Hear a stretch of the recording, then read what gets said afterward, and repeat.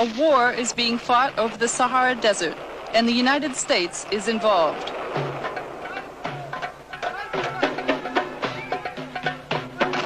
American weapons are taking their toll.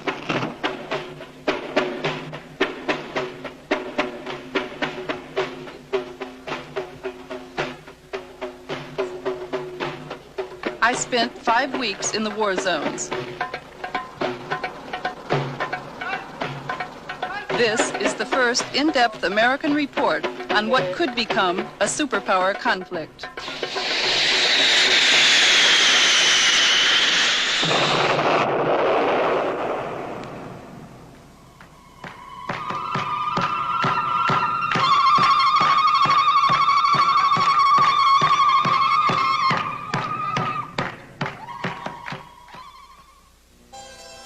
This program is made possible by a grant from the Independent Documentary Fund, which is supported by the National Endowment for the Arts, the Ford Foundation, the Program Fund of the Corporation for Public Broadcasting, and by public television stations, and by additional grants from the Corporation for Public Broadcasting, the Samuel Rubin Foundation, the William and Mary Grieve Foundation, and by the Albert Kunstadter Family Foundation.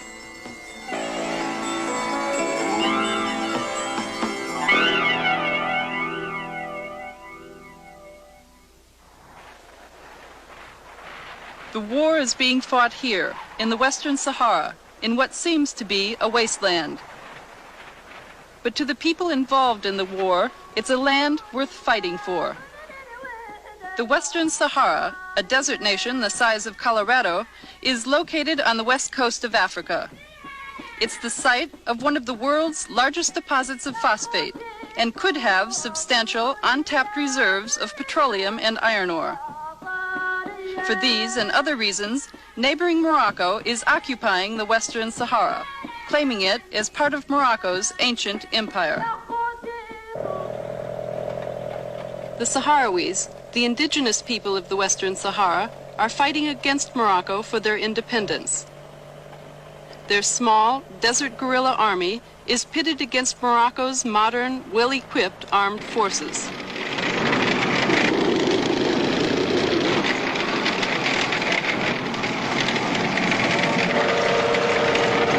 The United States is one of the main suppliers of weapons to Morocco, even though the Moroccan occupation of the Western Sahara is condemned internationally.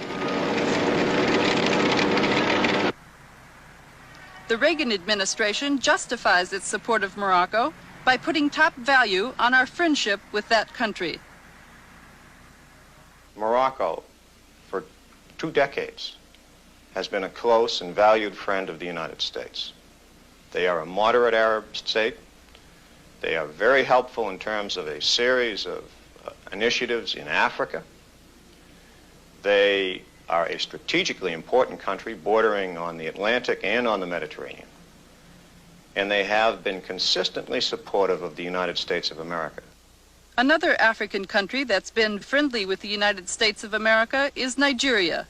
Yet, its foreign minister feels the United States has chosen to support the wrong side. For the United States, champion of justice, freedom, and rights of people to be on the side of the oppressor, as it were, it's a really very sad affair, and one sincerely hopes that the U.S. administrations would consider this matter in this light and pull out as best as they could, because you might say in the short run, U.S. may need to protect its strategic interests and friendships and so on, but in the long run, it's really creating a very bad name and very bad image for itself in Africa as a whole. The real problem that ought to concern us in the Western Sahara is the potential which this conflict has for significant escalation, and the extent to which, if it should spill over into Morocco and Algeria, it could create a situation in which our own country and possibly the Soviet Union could be dragged in as well.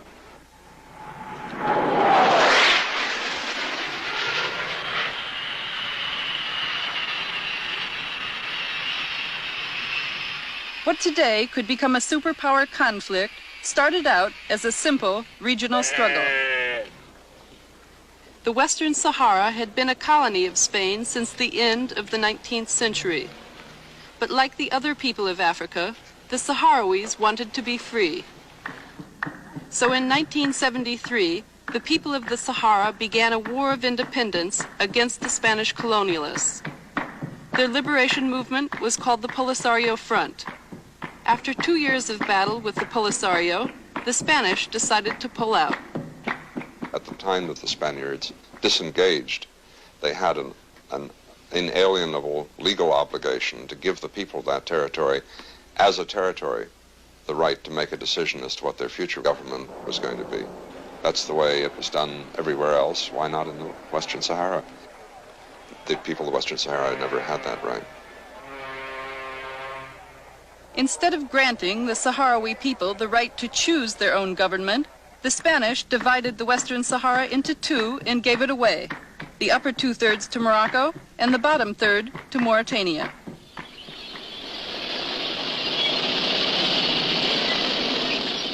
When Morocco and Mauritania moved in their armed forces to secure their new territory, the Sahrawi people loyal to the Polisario Front became a target.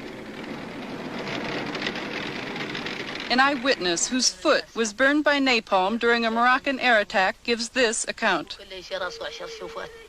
The planes came to bomb us on a Sunday at 11 a.m. in February of 1976. Many people were killed. During the attack, women who were pregnant had miscarriages. The limbs of children were blown off. Some were burned like ashes. The first day, the planes came back 3 times to bomb us. They came back every day that week to bomb again and again. The women fled.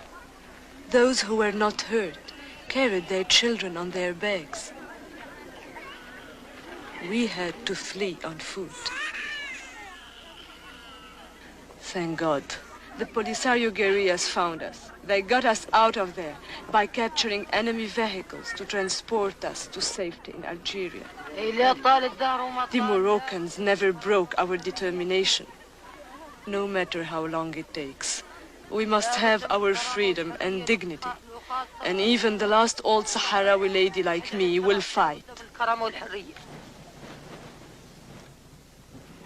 When all of the refugees were assembled in Algeria, a country that's always provided refuge to liberation movements, the Polisario began training its new recruits. Soon, its guerrilla army grew to a force of several thousand well-trained men. Their objective, to reclaim their homeland from the Moroccans. At the same time, Polisario followers were building the infrastructure for a nation. On February 27, 1976, they declared themselves a republic. Once a year, all Polisario supporters joined together to celebrate the birth of their nation. Today, their government in exile is recognized by 46 nations, but not by the United States. The U.S. remains one of the main suppliers of weapons to the government of Morocco. But we may be on the losing side. The guerrillas have regained control of 9/10 of the Western Sahara, even though they are outnumbered 10-1 by the Moroccan armed forces. Today, Morocco occupies only this small portion of the contested territory. To keep from losing it, the Moroccan army built a fortified defense wall around the entire area.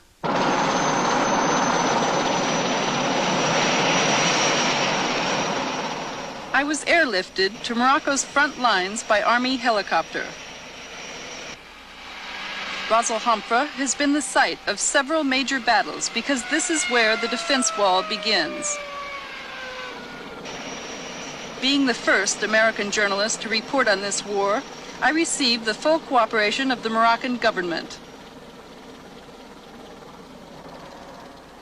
During a 10-day tour of the war zones, I would visit nearly every major Moroccan military base and outpost in southern Morocco and the Western Sahara. Heavily armed Moroccan soldiers provided protection for me the entire time I was there.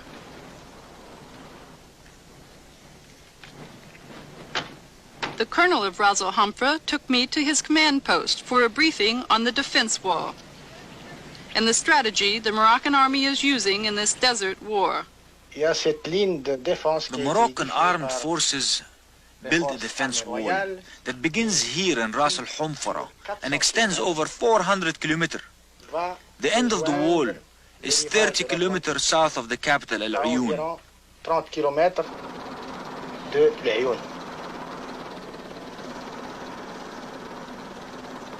It's impossible for the enemy to penetrate the defense wall.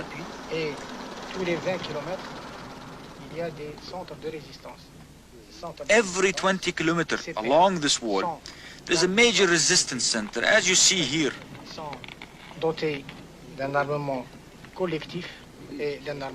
The soldiers have collective as well as individual weapons. The wall itself is defended by mines, barbed wires, and trenches. We also have radar surveillance over the entire area, which allows us to detect personnel and vehicles within a 60-kilometer radius. Information from the radar is available to our light armored intervention forces situated 10 to 15 kilometers behind each resistance center. These intervention forces rush to the aid of the men at the wall in case of attack. Although the wall area appears to be heavily fortified, Moroccan military officers claim they need even more weapons to fight the war effectively. The colonel at Zag, one of the most important military bases in southern Morocco, gave me his views. The Sahara is a vast country. To control all of it, you need an army the size of the Chinese army. Is there any kind of weapons that you need to fight the kind of war you have with the Polisario? Indeed, we are patiently waiting to receive American weapons, because our neighbors are armed to the teeth by the Soviets. The military was very disappointed because we did not receive the weapons Morocco had wanted and asked for. After all, we are the traditional allies and friends of the Western world and the United States. The colonel made it clear that there is hostility here on the Moroccan front towards the United States because Morocco's first request for military assistance was met with reluctance. Around the times that the arms package was being considered in the United States, there were reports of low morale in the Moroccan army. During the Carter administration, the morale was low indeed. Why? Because the United States refused to help its friend. Morocco is one of the friends of the US, and Carter always turned his back on us. In 1979, the king himself raised the complaint that the United States was letting down its friends. His complaint came in the midst of intense lobbying by Morocco for US military assistance. I think the United States are now still shocked by the Vietnam War. And they not make the difference between an intervention from United States and the help from United States to their friends. The king's request for military assistance created a policy debate at the White House. The president's national security advisor, Zbigniew Brzezinski, urged the Carter administration to sell the king the weapons he was asking for. Morocco is a moderate Arab state that by and large has been quite decent in respect to the Arab-Israeli dispute and has exercised a moderating influence on other Arab attitudes. It certainly, I believe, is in our interest for the Arab world to become more moderate, more accommodating. And we can only achieve that if we stand fast when our friends get into a jam, even if they get into that jam of their own making, which perhaps was the case here. But once they're in a jam, you don't point your finger and say, well, you shouldn't have gotten into a jam and we're going to watch you sink. You help them. Did you support the policy of allowing Morocco to use U.S. weapons in the Western Sahara outside their internationally recognized borders? I was deeply supportive of the human rights policy of non-proliferation and so forth.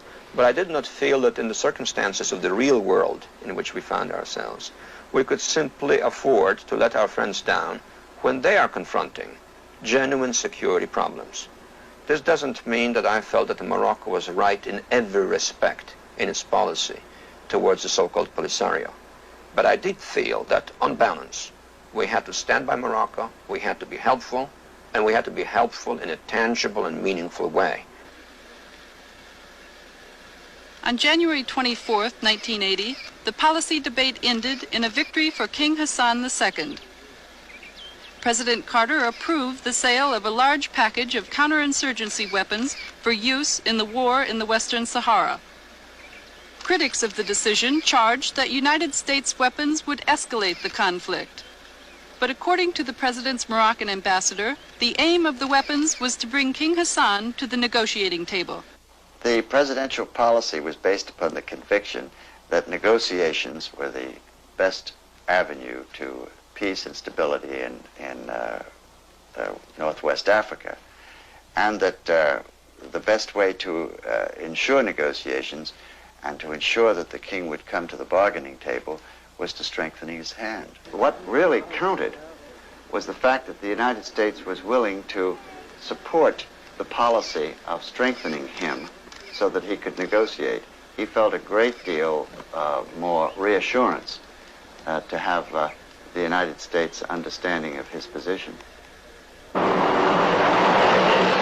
The arms sales to Morocco included 20 F-5 fighters. Total cost, $170 million. 6 OV-10 Broncos, described as one of the deadliest and most versatile light strike counterinsurgency aircraft in the world, were also included.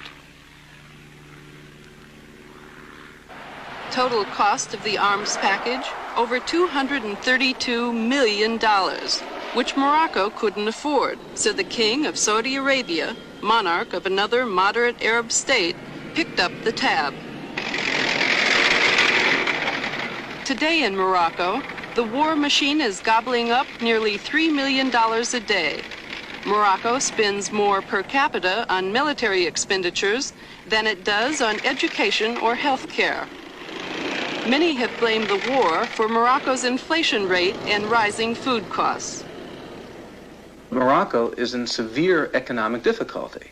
There were major riots last June that led to hundreds of people being killed, thousands of political prisoners being taken. It is a very unstable economy and a very unstable society.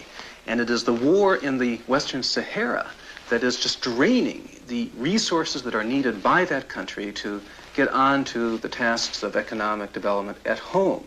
40% of the Moroccan budget has been committed to defense. And over $1 billion last year went into just the Western Saharan conflict.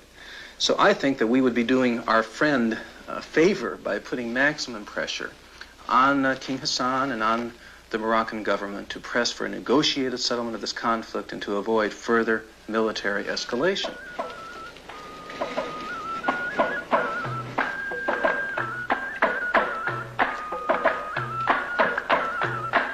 This is the Moroccan town of Tantan.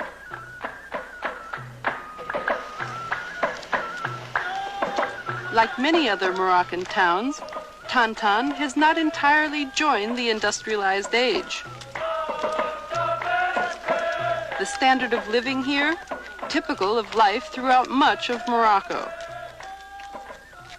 According to a World Bank report, 1 out of every 3 Moroccans is living below the poverty level of $200 per year.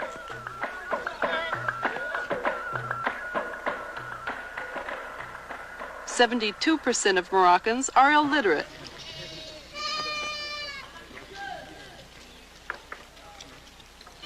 One out of every 7 Moroccan children die before they are 1 year old.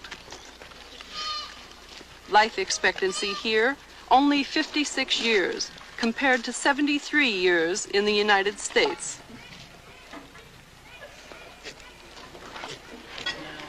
In light of these facts, why then does Morocco continue to divert its resources both human and financial, into a war that's being fought over a chunk of desert. I'm sure from Morocco's point of view, it's a question of getting back what they had considered their old big empire. But of course, in the modern context, the natural resources available within the Western Saharan territory has also to be considered. Phosphate is an immediate one, and if Morocco were to have the phosphate deposits along with what it has, it probably will have the largest deposits of any in the whole world. The Boukra phosphate mine in the Western Sahara is one of the largest deposits of phosphate in the world. Much of the phosphate here is untapped. Two valuable products are made from phosphate: fertilizer and uranium for nuclear weapons. Yes, this is phosphate, yes. This is the only mine in the Sahara. In the Sahara? It's not working. No? Yeah. No, but... Because of the war, the Boukra phosphate mine has not been in effective operation since 1976. Polisario attacks make it impossible to transport the phosphate out of here.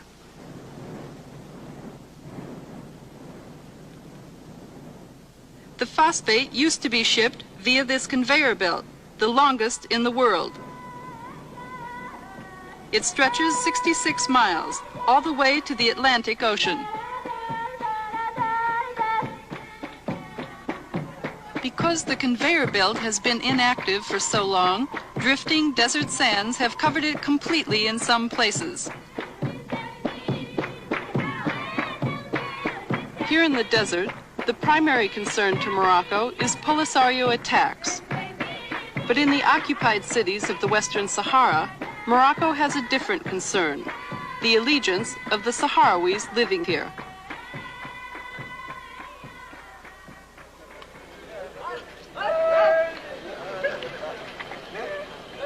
This is the city of El Ayoun, the largest in the Western Sahara. In an effort to win the loyalty of the Sahrawis living here, the Moroccan government has pumped millions of dollars into the city and surrounding provinces. A Moroccan official describes one way in which that money was spent. The Spanish left the Sahrawis here living in bad conditions, in shacks like these on the right. So the Moroccan government constructed 450 of these white houses and gave them to the people free of charge. Many of the housing complexes have their own schools and social centers. The government wants the Sahrawis to live like everyone else in the world, like all Moroccans. In spite of government efforts to make El Ayoun Moroccan, the Sahrawis cling to their desert culture and traditions.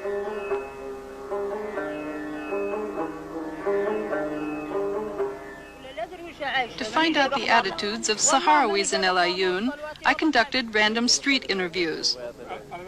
Everything that was said had to pass through this man from Morocco's Ministry of Information. Later, when I checked the accuracy of his translations, I found that he was distorting both my questions and their answers. Would you ask him if he thinks that the war has split the Sahrawi people and if he would like to see there be a reunion of the people?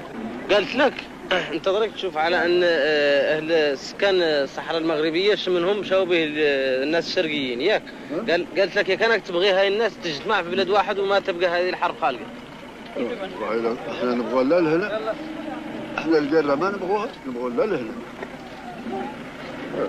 Bueno, dice que no queréis guerra y que quieren nada más que la paz y toda la gente vive junto aquí. Que no quiere guerra. Ask him his feelings about the war between the Polisario and the Morocco. قالت لك هذه الصيدة قالت لك تظهر لك في هاي الحرب اللي عدوا علينا هاو الناس الشرقيين كانها معقولة ولا ما هي معقولة؟ قالت لك تظهر لك بدل اللي عدلوا كانوا زين ولا ما هو زين؟ كلها زين وعندك ما نعرف لهمش ما عندنا هم فلوسهم. احنا عندنا ما هو زين وهم ما نعرف لهمش. Dice que, bueno, dice, primeramente dice que no sabe nada. Después dice, bueno, eso es cosa no es buena para nosotros. Why isn't it a good thing? قال لك علاه في نظرك انت اللي يعدلوا الناس ما هو زين. قال لك علاه في نظرك انت اللي يعدلوا الناس ما هو زين. نظري انا انه ما هو زين بنادم يهرب عن ترابه ويخليها ما هي زين. Dice que no es bueno porque ellos marchan lo cogen los de Algeria desde aquí, de su tierra, y le quedan ahí, que no es bueno, y viene para matar a sus hermanos o sus hijos, que no es lógico. The interview shows that Morocco exercises control over the flow of information here, a reminder of how restrictive military occupation is. In fact, Sahrawis living under Moroccan control are not free to join the Polisario or any other organized resistance movement. All forms of opposition are banned by the Moroccan government. The main opposition group, the Polisario Front, is headquartered here in Tindouf, Algeria, 400 miles from El Ayoun. Very little is known by the United States about the Polisario or its supporters living here because of a government policy forbidding all direct contact. I have always considered that it was a little bit unfair and prejudged the situation that Washington under the Carter administration allowed American diplomats to go into the Moroccan-controlled Western Sahara, but didn't even allow any of us who were assigned to Algeria to go down and visit the refugee camps in Tindouf.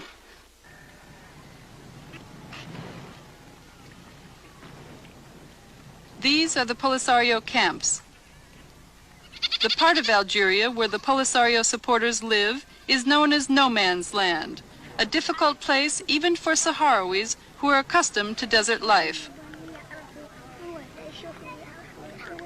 I am one of the few Americans to visit or film here.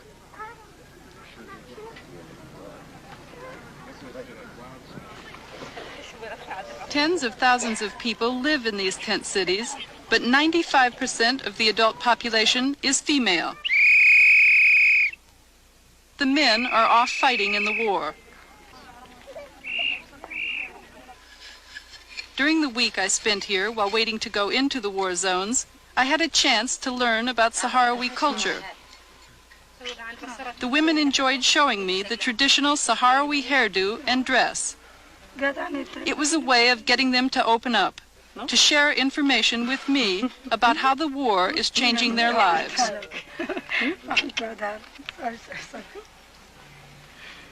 المجتمع التقليدي بالنسبة لنا كانت المرأة فيه. In traditional society, women had a limited but not unimportant role. Women stood side by side with their men and participated with them in all sorts of things. We even tended the herds. We have always been active and important.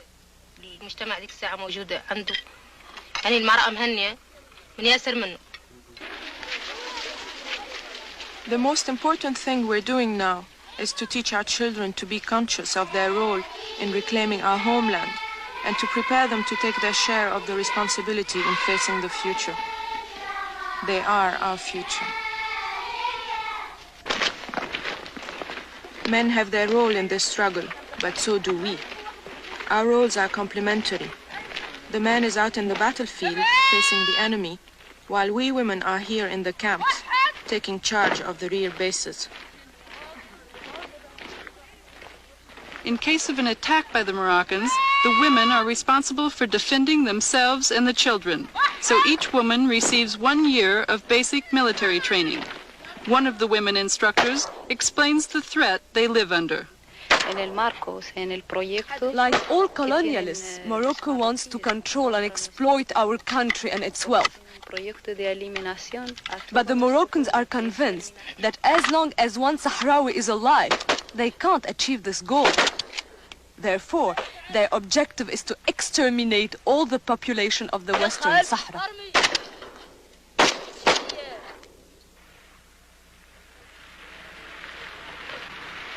as we traveled between camps, I saw that even the old have a role in this new society. They man the outposts between camps and monitor traffic.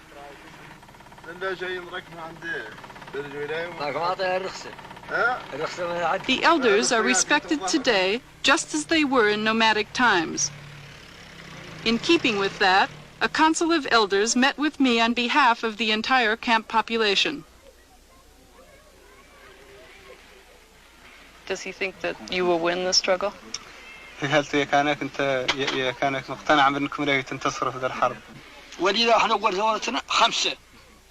I'm sure we will win. We will win because all of the Sahrawi people are involved in the struggle for freedom now. When our revolution started, there were only 5 of us. Just 5. But we are united now, and that is why we will win. Tell her to tell the press of the world that when we send our sons to the battlefield, it's part of our tradition for their mothers and fathers to tell them, don't come back. Die fighting for your country and for your freedom. We aren't afraid of death. A man who's afraid to fight has no reason to come back. Come back for what?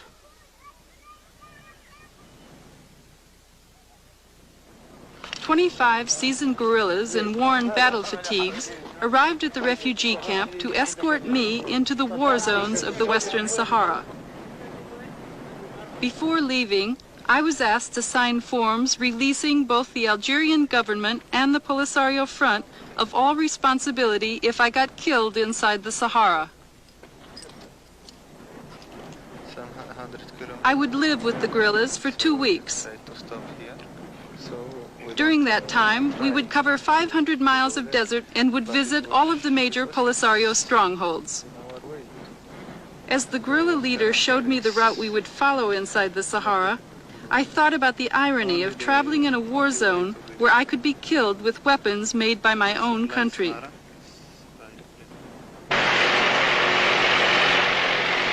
Our caravan of 5 Land Rovers sped toward the war zones at neck-breaking speeds.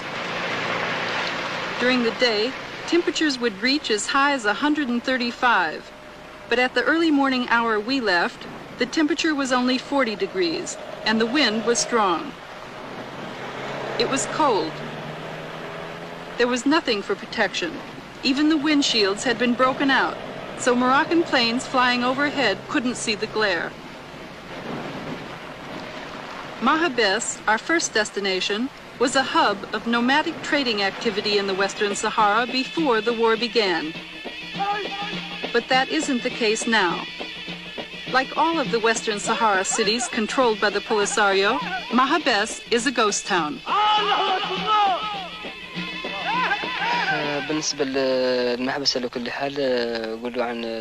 Before the Moroccan occupation, there were 7,000 Sahrawis living in the city of Mahabes and in the surrounding area.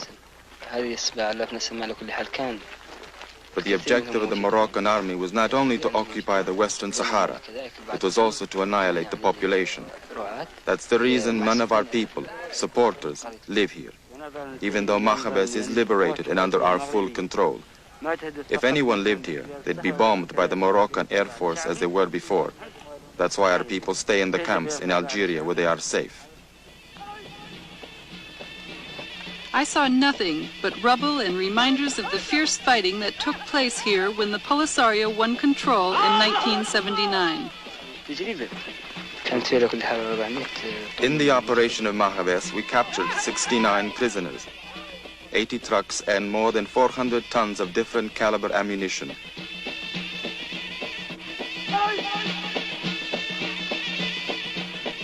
During the attack, our troops killed more than 600 Moroccans, 1/2 the total number of Moroccan troops stationed at the garrison.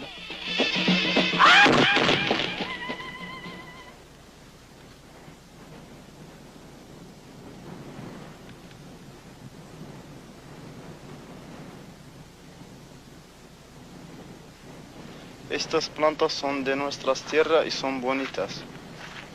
This is our land, and these are our flowers. They are beautiful. I wish our women and children and old people back in the camps could smell the flowers. For 7 years, they haven't seen the flowers or their land. Things can't go on like this. It's unacceptable. It's inhuman.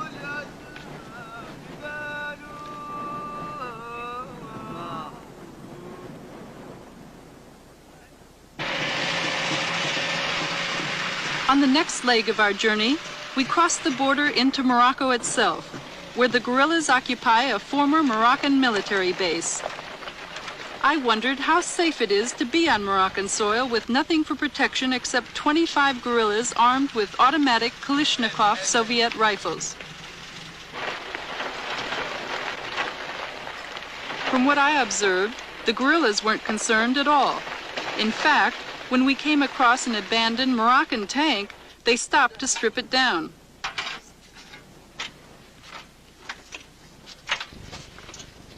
Without tools, it was a struggle, but the guerrillas were determined.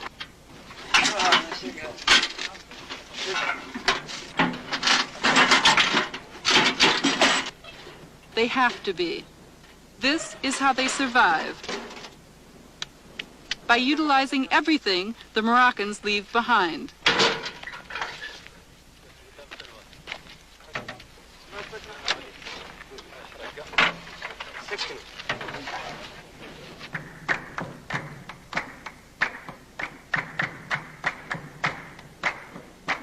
Luberat was a major Moroccan military base. From it, Morocco attacked key towns and Polisario positions within the Western Sahara. According to the Polisario, 5,000 Moroccan troops were stationed here when the guerrillas attacked in 1979. Some of the guerrillas who participated in the Battle of Luberat met us at the garrison and explained how they defeated the Moroccan army. The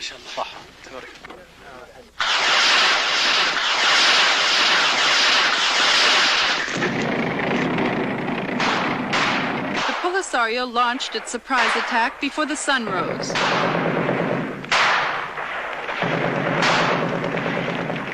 From every direction, the guerrillas advanced dangerously close on foot and by Land Rover.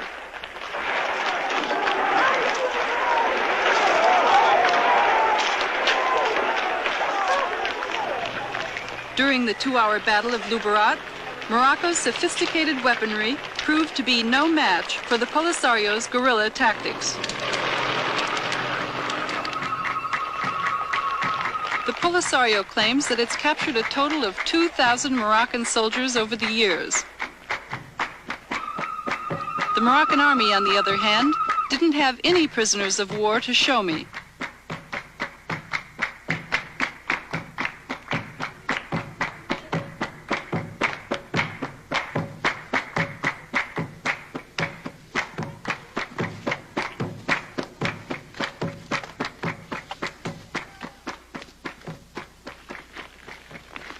At an undisclosed site in the desert, the Polisario allowed me to meet with hundreds of Moroccan soldiers they're holding as prisoners. When were you captured? I was captured at Hagunia, 10 kilometers south of Hagunia. And where's Hagunia? Hagunia is in the Sahara. And you're a Moroccan? Yes, of course. Why were you fighting in the war?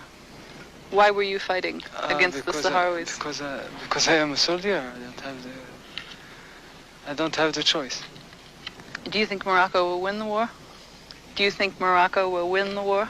I don't think, because this war is a war of independence, and the Sahrawis will have their independence.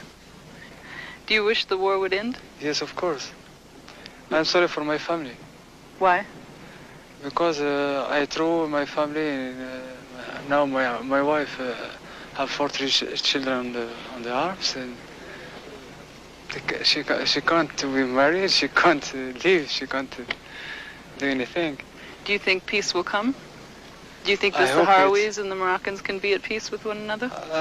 I hope that the Moroccan and Sahrawis sit around the table and discuss for this problem, and the Sahrawis can have their independence. Seeing the evidence of Polisario victories made me think that this is a war that can be won by the guerrillas. That conclusion is contradictory to the Pentagon's assessment. I cannot see how the Polisario can hope to win this war, nor can I see how Morocco can hope to win the war. This is, as long as Algeria is a sanctuary for the Polisario, and as long as Morocco is 50 times the size of the Polisario, neither side can hope to win the war militarily. Mr. West has never been to the Polisario side. The two fact-finding missions he led in 1981 spent time only with the Moroccan armed forces. Therefore, it's not surprising that he seems to underestimate the capability and determination of the Polisario to win.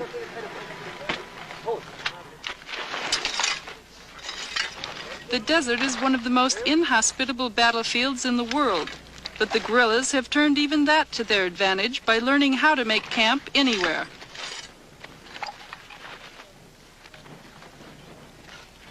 The guerrillas have a saying that a man alone in the desert is a dead man. So everyone pitches in. Food and water are scarce here. We carried only enough water for drinking.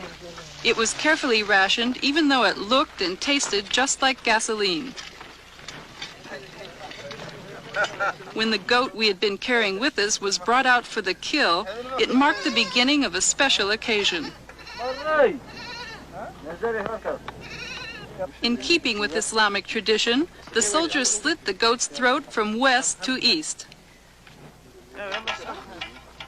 Every part of the goat was carved up, either to be eaten or to be utilized.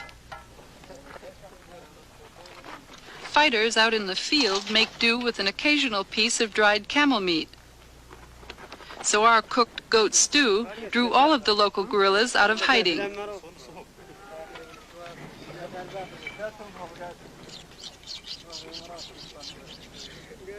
This one is the regional commander, a respected veteran, 62 years old. The meal was like a celebration until he found out that I'm an American. The U.S. government had just delivered some OV-10 reconnaissance planes to the Moroccans, so the commander took out his anger on me. You may be able to swallow our food, but I know you can't digest it. You know what the Americans are giving to Morocco. The United States should be supporting us. You fought your own revolution, just as we are doing now.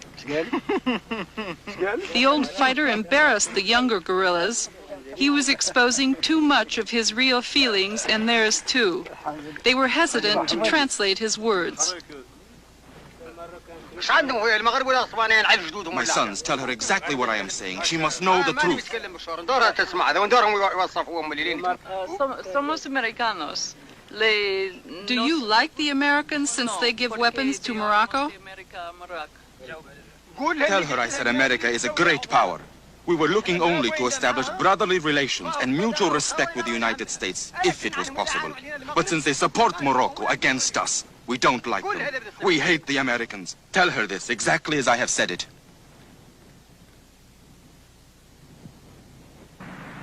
If the message has reached Washington that we are making enemies out of the Sahrawi people, it hasn't had much impact.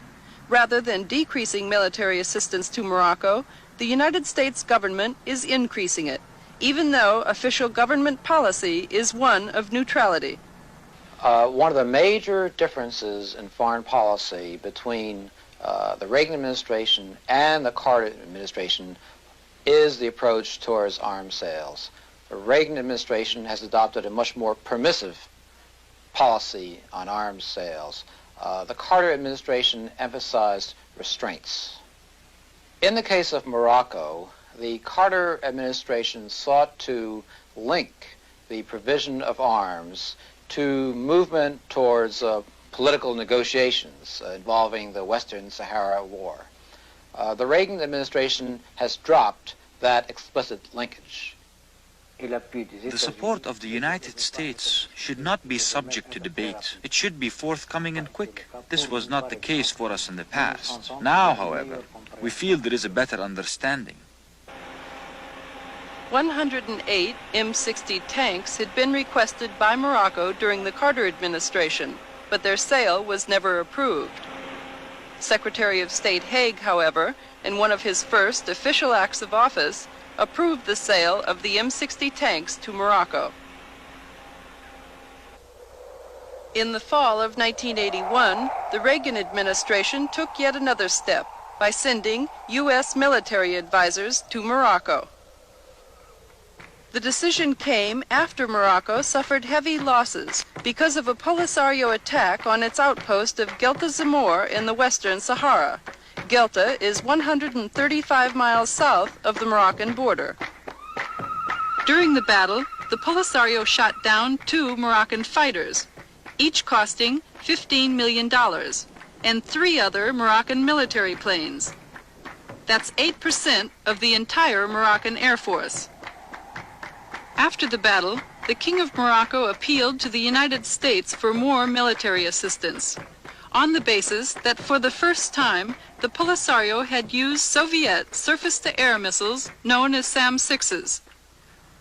The United States came to the aid of Morocco after an investigation by Mr. West of the Pentagon.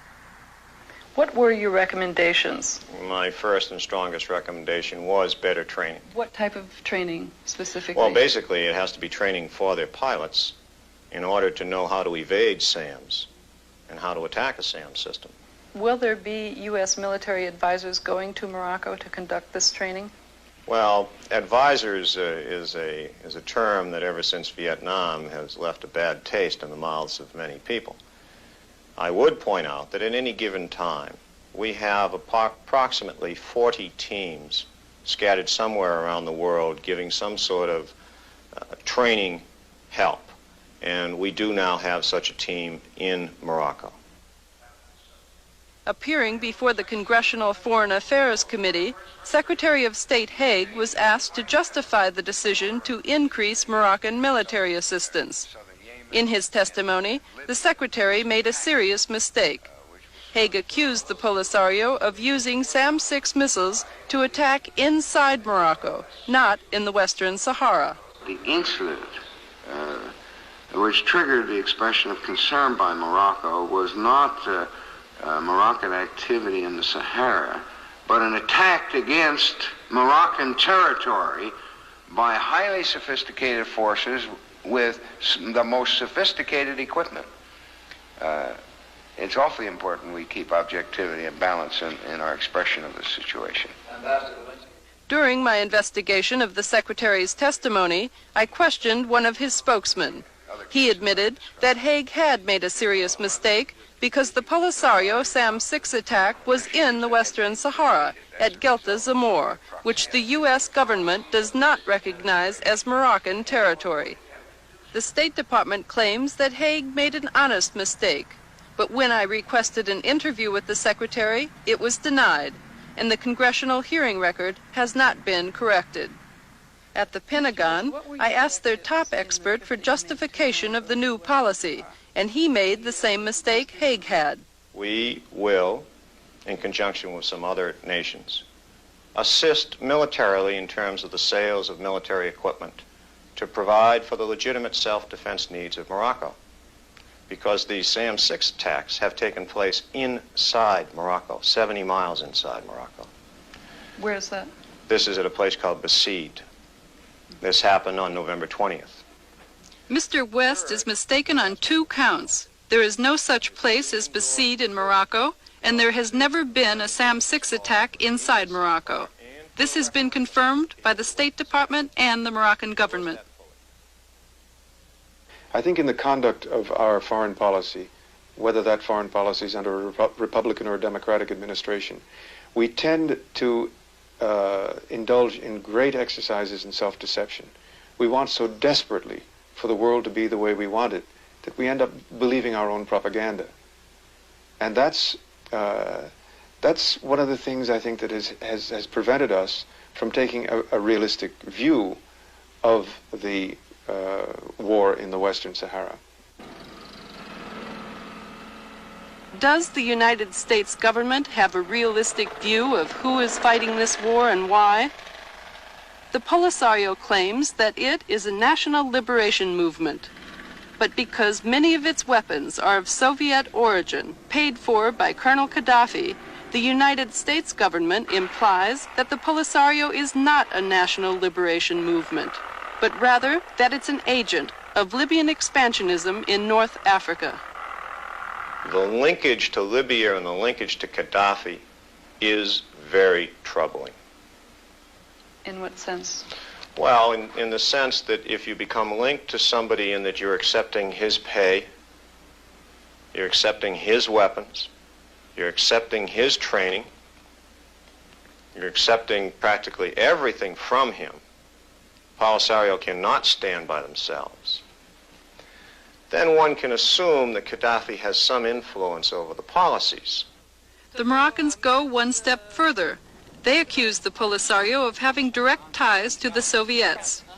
At Ras Al Hamra, I was shown a collection of Polisario landmines the Moroccans claim are of Soviet origin. Later, the Moroccan foreign minister cited captured weapons like these as evidence of Soviet control over the Polisario. There is concrete proof that some factions of subversion of the Polisario received their military and ideological training in the Soviet Union. We have also, as proof of Soviet involvement, the captured Polisario weapons. If the weapons were not directly from the Soviet Union, they were from countries which are allies of the Soviet Union.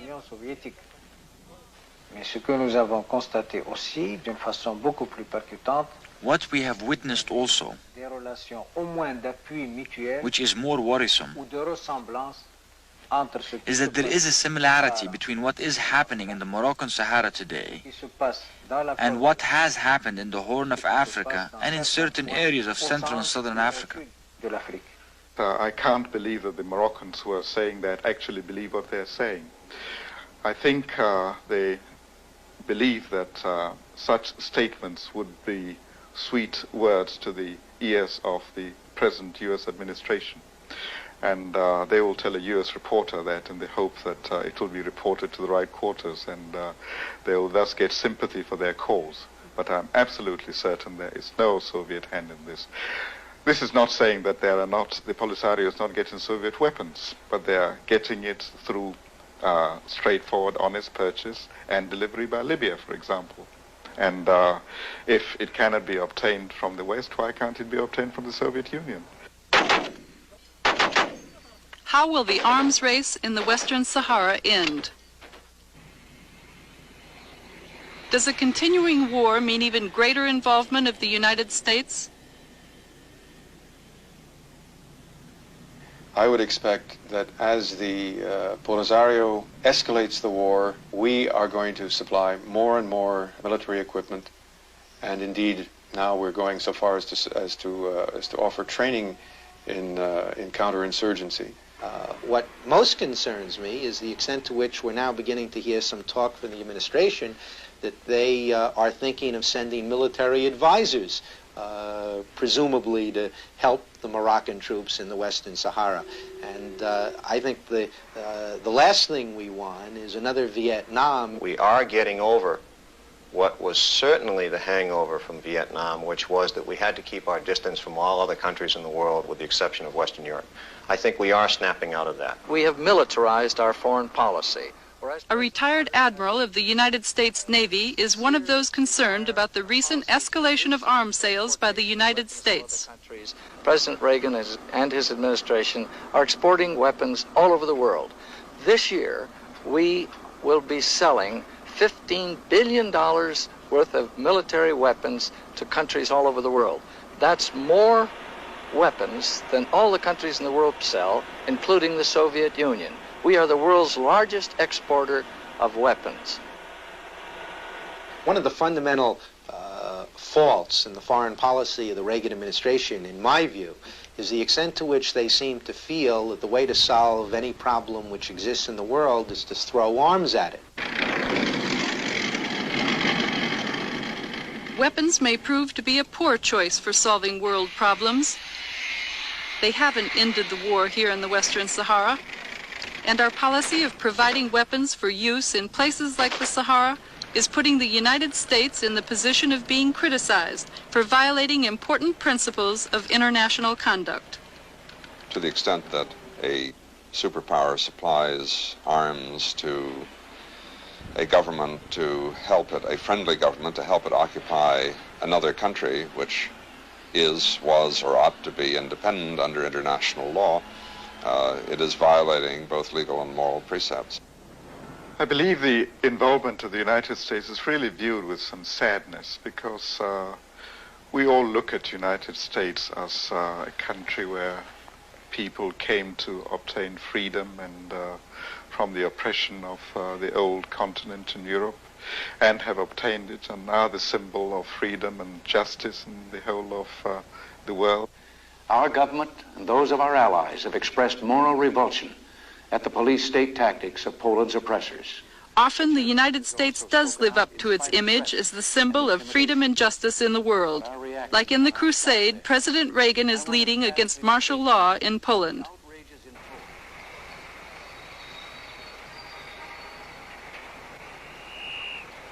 Make no mistake, their crime will cost them dearly in their future dealings with America and free peoples everywhere.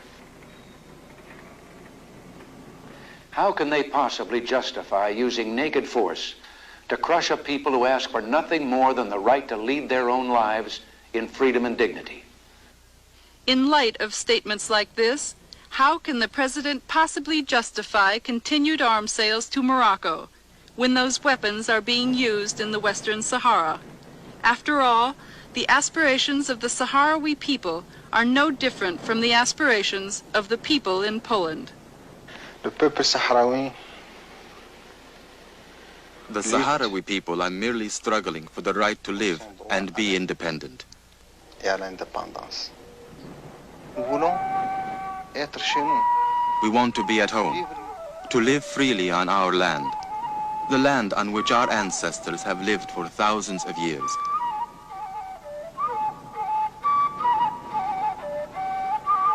We have nothing against the United States, except that it is supplying weapons to Morocco. Our most ardent hope is that the wounds created by these weapons will be healed as soon as possible.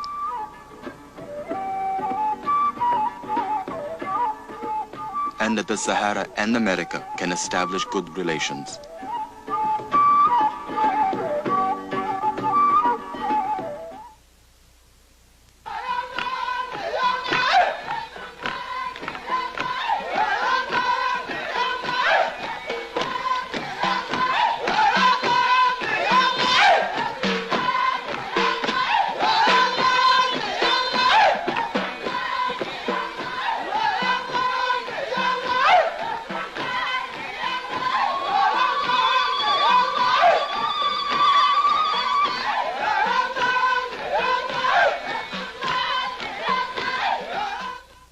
Transcript, send $2 to Non-Fiction Television, Blood and Sand, Post Office Box 862, New York, New York 10101. Non-Fiction Television is produced under the auspices of the Television Laboratory at WNET 13 and is designed to support and present documentaries for public television by independent film and video makers. The points of view expressed in these programs are those of the independent producers.